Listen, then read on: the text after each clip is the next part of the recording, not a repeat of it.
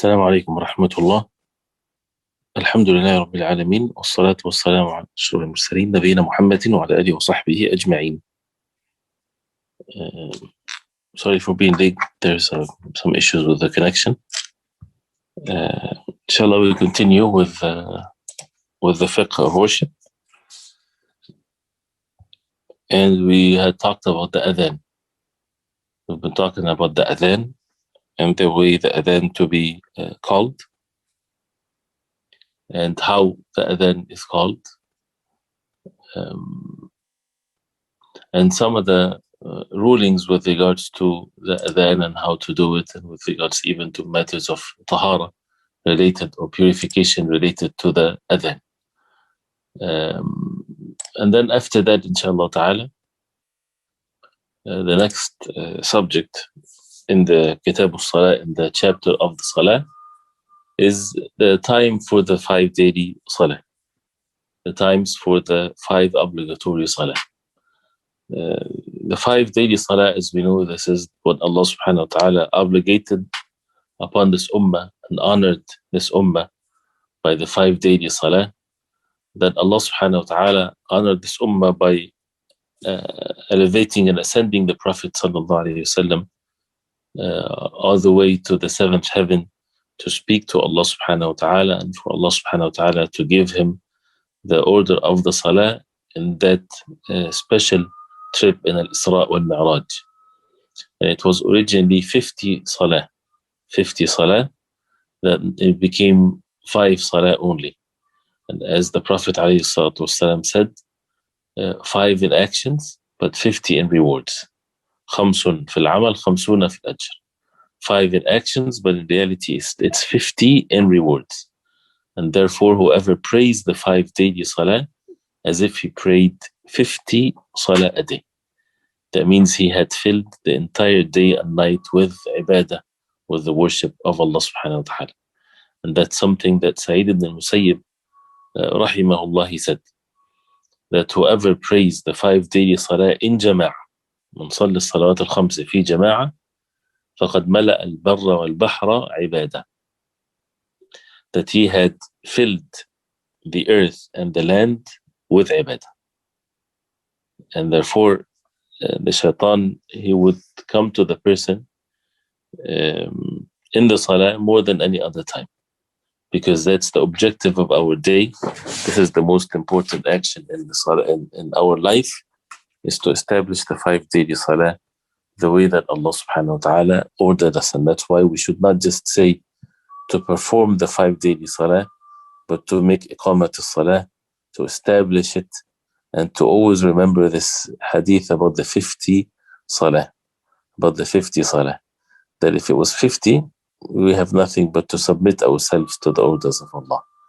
And therefore, if it's only 5, then not to waste them and not to lack the perfectness in them. And one of which is to learn the rulings of matters of fiqh, of how the Salah is to be done physically, and without ignoring what the state of the heart that the person should be upon. So now we're talking about the times of the Salah, the times of the 5 daily Salah, which is all wahy revelation from Allah that Jibreel alayhi salam taught the Prophet alayhi salatu wasalam. The time of Dhuhr starts from Zawal al-Shams, from Zawal al-Shams. As-Zawal is the time once the sun moves a little bit away from the middle of the skies, where it's in the middle, right on top, in the middle, where the shade, and that's the definition of the Zawal, when the shade starts going into the opposite direction, because the sun had moved to the opposite direction of the horizon. So once the sun in the morning, and if you put a stick in the ground, the shade is in one position. And once the sun starts moving into the other side from the middle of the skies, then the shade starts going to the opposite direction. Once the shade starts into the opposite direction, this is what Az-Zawal is. This is the time for the Zawal of Shams, which is the beginning time of Dhuhr. And the time of Dhuhr is extended all the way till the shade of everything is the like of it. Plus, in addition to the shade of that was present at the time of the zawal. So if it's to be shown practically, that when they used to have these shakhs or the stick that they have on the ground for the muezzin to know the timing for the salah, there's a measurement, or there's a shade that is present at the time of dhuhr, and then when that shade which is to be subtracted from the entire shade that happens when it's the end of the dhuhr. So when the shade of everything becomes the like of it, plus the shade at the time of the zawal, then this is the time of asr.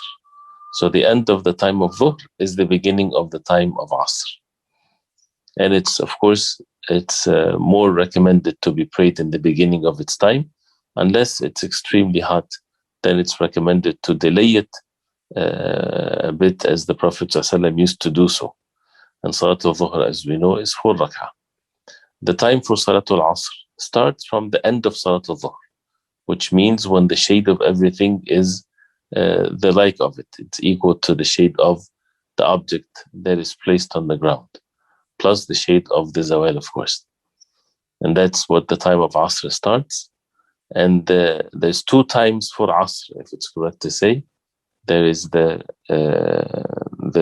Waqtul Fadila, as the ulama they call it, the time of virtue, and Waqtul Darura, and the time of necessity. The reason why they made these 2 times is that there are hadith of the Prophet ﷺ that condemns those who pray Asr when the sun is yellow, when it's close to sunset.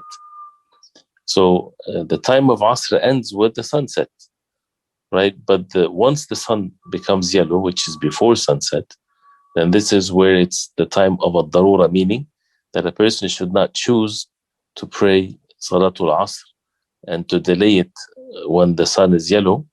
But this is a time of necessity. That means he could not make it in the beginning of its time, in the virtuous time of it. So he had to delay it to the time of necessity. This is the significance of that classification. So the time starts from the end of Dhuhr till the sunset, but it's to be prayed in the time where it's for a person to choose to pray in the virtuous time of it, in the beginning time of it, and not to delay till the sun is yellow. And Salatul Asr is 4 rak'ah. For the time of Maghrib starts from sunset, as we know. Once the entire sun sets in whatever position that a person is in. If a person is in one place, then according to him is when the sun sets. If a person is in the, on the 100th floor, then it's according to his position when the sun sets. So that makes a difference, of course. And of course, with distance, with elevation, the sun would set differently. So according to what the person's position in, then once the sun completely sets, then this is the beginning of time of Maghrib. And it's also to be done in the beginning of its time and not to delay it. But it's extended all the way to Shafaq al-Ahmar, when the red light in the horizon disappears.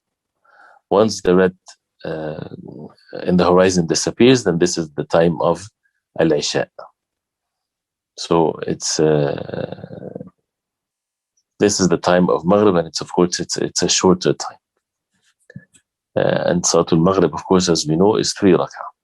The Salatul Isha, the time of it starts from the right after the end of Salatul Maghrib, which once the red color in the horizon disappears, all the way to the middle of the night. That's also the waqt ikhtiyari, or the optional time where a person would choose to pray in this time. And from the middle of the night till the time of Fajr, this is also waqt al-darura. This is the time of necessity. That means a person should not choose to pray Salatul Isha after midnight. And midnight is to be calculated from the time of Maghrib or the time of Isha. So from the time of Maghrib till Fajr, you divide that into 2, then this is the middle of the night. So that changes from the summer to the winter time. So this is the time of Al-Isha.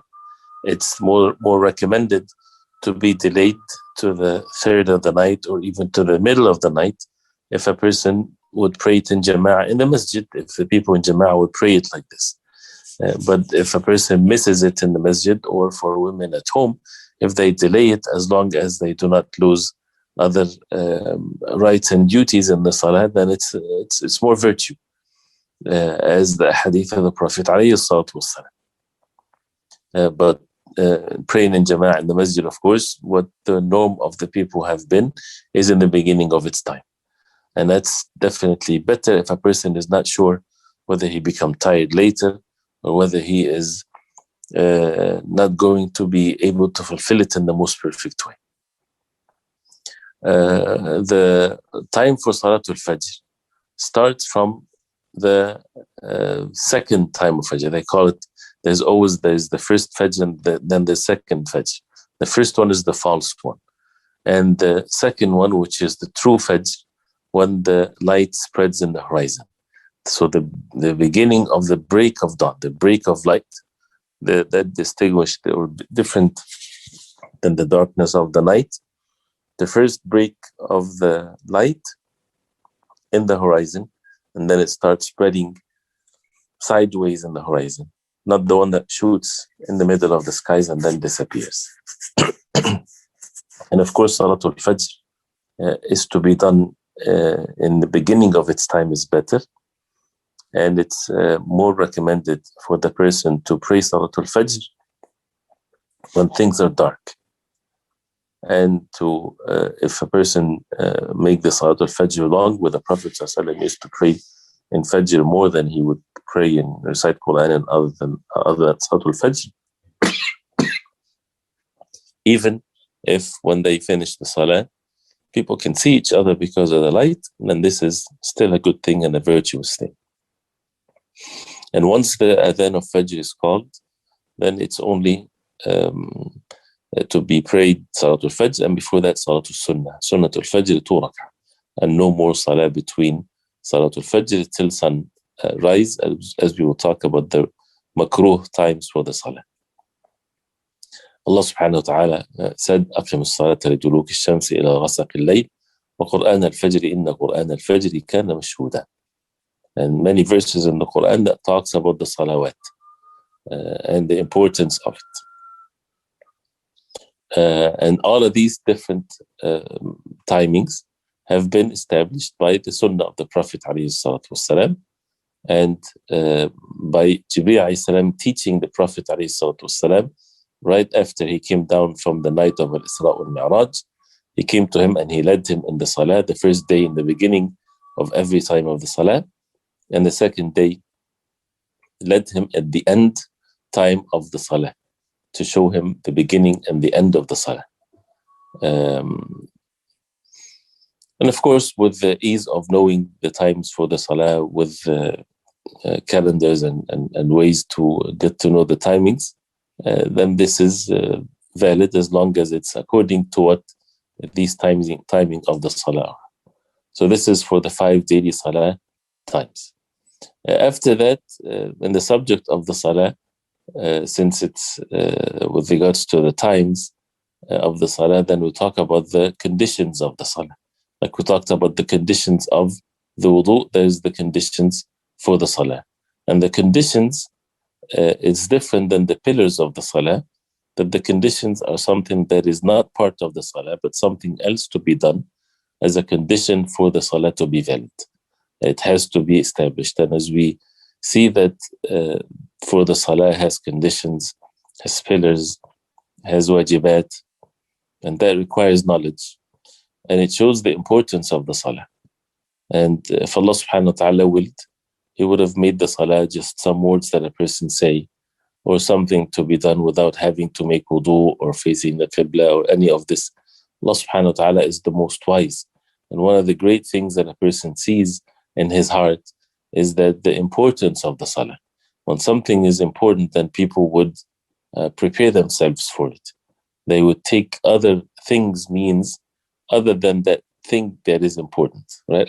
Think of anything important in your life, right, as an important meeting for example, or an important occasion or event or whatever, people don't just, find themselves in the middle of that important meeting or so. People have to prepare themselves for it ahead of times, right? And since the salah is the most important thing in one's life, therefore it has to have preparation before it. That's why when we talk about the khushu' and the perfections of the salah, we have to do and to take these means. But once a person is not really paying attention to the conditions of the salah, or even if he does it with his heart not being present in what he's doing, all of a sudden he finds himself in salah. He's not focused before that. He doesn't know what he did before, or even all of a sudden he finds himself making salam in the salah. This is so much waste. In fiqh matters, it might be the salah that it's valid. He's done the salah with how it's to be done physically, but he lost so much of the rewards of the salah. Because of the importance of it is to take these means, and every measure and every ruling is meant for it to be this way, for the heart also to be affected. So when there's, when the wudu is a condition for the salah, or the tahara is a condition of the salah, something that a person should think about, the tahara and the purification of one's heart. Since we're ordered to be in state of purification when we are in the salah, what about the state of the purification of the heart? And also the physical purification, it's something that brings that attention to one's heart, because human beings are created to be forgetful, to be easy distracted. So Allah subhanahu wa ta'ala made it for the believers to prepare themselves for the salah in a way that they should start to detach themselves, to detach themselves from the worldly things, from the things that are means and not objectives in their life, to detach themselves from their work, to detach themselves from any attachment in the heart, from even families, from concerns, from anything, to seclude oneself. And this is a virtue and a recommended seclusion, or uzla, is when the person is about to make the salah. So that's why the importance of the conditions are very important for the salah itself. Some of it, if it's conditions, that means if it's not done, that means the salah is not valid. That's by the mercy of Allah. It's by the mercy of Allah that the rulings of the conditions of the salah is in such a way that if you don't do it, your salah is not valid. Why? So that you would give it importance. But if it's only recommended acts, as we see how we as human beings, we would act when there's a takalif, when there's things to be done, right? Human beings would tend to just not fulfill their duties if it's not a duty. If it's recommended, if it's an optional, and it's something that is not fitting or fulfilling one's desire. If your parents tell you, well, can you go pick up something, or can you clean the house, or can you wash dishes? But it's an optional thing, right? And you're fine whether you do it or you don't do it. Most likely, most people won't do it, right? But, maybe this is not a very, perfect example. But, when something is an obligation, then the person would do it, and that's best for him. Why? Because he would take the means to do it. And that's what the subject of the shurut, or the conditions of the salah. So one of which is, because of the time we won't finish them all, but one of the conditions of the salah is purification. It's for the Muslim to be pure from the major and the minor hadath. And we talked about al-hadath. Al-hadath is something that is a non-physical matter, a non-physical state that the body is in, that prevents the person from making salah or touching the Quran, which is basically the things that breaks the wudu. So the person has to be purified from this, whether it's the major one that necessitates taking ghusl or shower, or from the minor one that makes it necessary for the person to make wudu. So to be in state of purification, right? To be in state of wudu or after making ghusl. This is a condition for the salah. As we all know, if a person has no wudu, then is not in the state of wudu, is not in the state of tahara. It doesn't have to be wudu, because he can make ghusl, and that suffices for him. So that's why the ulama, they say tahara rather than saying wudu specifically.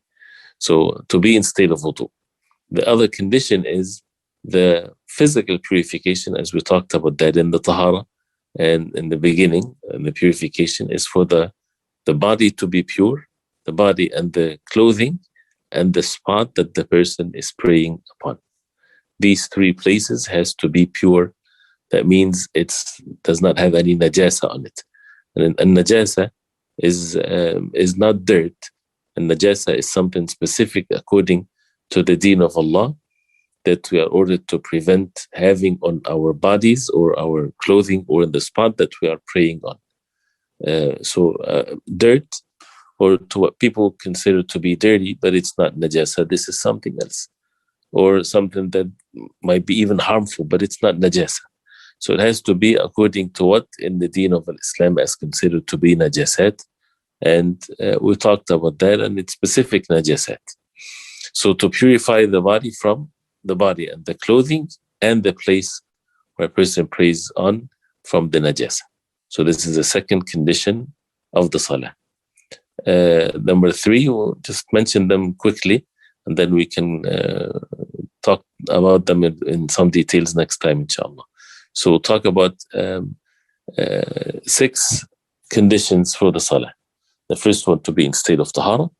Number 2, to have purification of physical purification of one's body, the clothing and the place of the salah. Number 3, the time of the salah has to enter. So that's a condition for the salah. The time of the salah has to enter.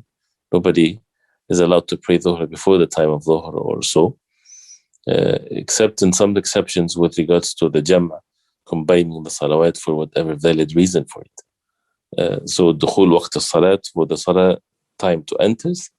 And the 4th condition is to cover the awrah, to cover the awrah, what Allah subhanahu wa ta'ala ordered to cover for men and women. And there's different limits for the awrah of men and women, and also in the salah. And we'll talk about that, inshallah. Number 5, to face the qibla, to face the qibla as a condition of the salah. Number 6 is the niyyah, is the intention, which is in the heart. Some ulama, they make the niyyah as part of the pillars of the salah, and some make it as a condition for the salah. The outcome of that differences of opinion is basically nothing. It's just a matter of classification. The niyyah, of course, is essential for the salah, whether you put it in the categories of conditions or in the category of pillars of the salah, it has to be there.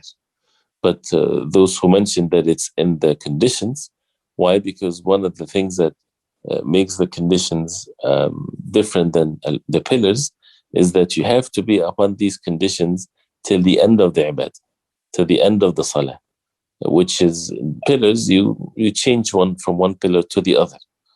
Al-Fatiha is a pillar, standing is a pillar, but you move from one pillar to make ruku', which is another pillar.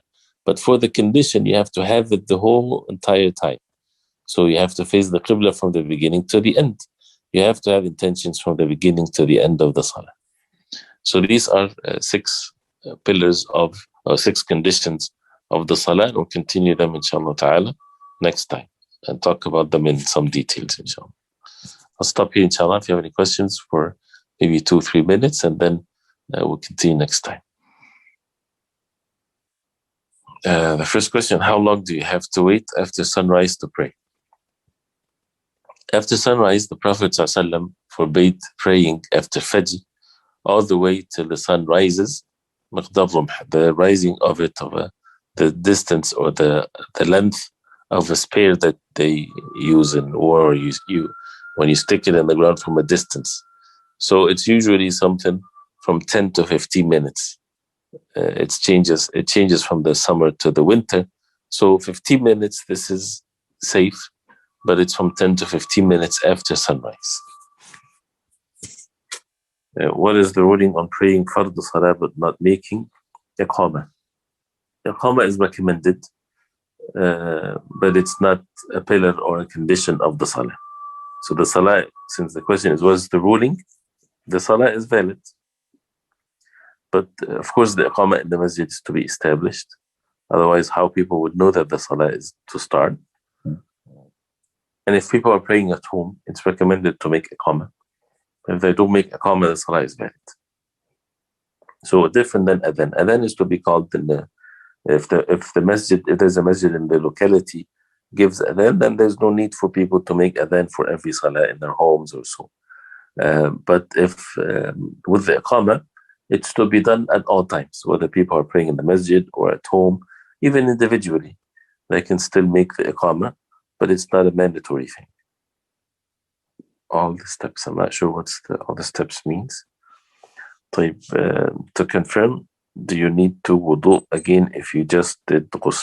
So if you just made ghusl with what ghusl is, with the intentions of ghusl and with the intention of purification, you don't have to make wudu. Or all the steps of ghusl or janaba is the same ghusl for women, for menses. Washing the hand 3 times and then washing.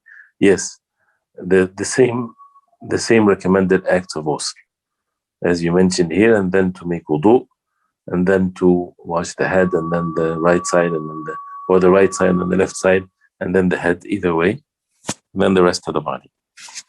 If you make mistake in the salah, we do sujood for that. Will you explain that in future? Naam, inshallah. Sujood al-sahw, it's of course something that's going to be explained, inshallah, but it's still, we're going to the rulings of the salah one step after another, inshallah. Barakallah fi. Are we still allowed to pray the obligatory prayer in home due to COVID? As long as the concern is still there. So people, those who fear for themselves, and the same ruling applies, inshallah. Those who have signs, they should stay away. And those who fear for themselves also, they can pray at home. If they fear for themselves or they fear for others, they can pray at home. But as we said, make sure that you don't miss the jama'ah. So to pray jama'ah at home for men. Jama'ah is mandatory for men, but it's not mandatory for women. So men should pray the fard in jama'ah, unless they're in a place where there's no other people that they can pray with, then it's okay in this case. The ghusl for Eid is the same as ghusl for janaba. Yes, the recommended ghusl has the same also etiquettes and manners, the same way as the fard ghusl. Ruling of Isha after midnight, it's if it's a necessity. If a person could not make it before midnight, then it's okay. But if he chooses to pray it after midnight, then it's not permissible. If we wake up late for Fajr Salah, it's okay to perform it as soon as we wake up. Yes, even if the sun is rising, because this is an obligation. And the Prophet ﷺ said, "Man nama an salatin aw nasiha fa salatu hina yadhkuruha," that whoever sleeps for the salah or forgets it, then the time for it is once he remembers it. So once a person wakes up, he should immediately pray the salah. Now, the sunrise and the forbidden prayer there is the optional salah, not the mandatory salah. Allah. So we'll stop here, inshallah ta'ala, because of the next class. وصلى الله وسلم وبارك على محمد وصحبه وسلم. والسلام عليكم ورحمة الله وبركاته.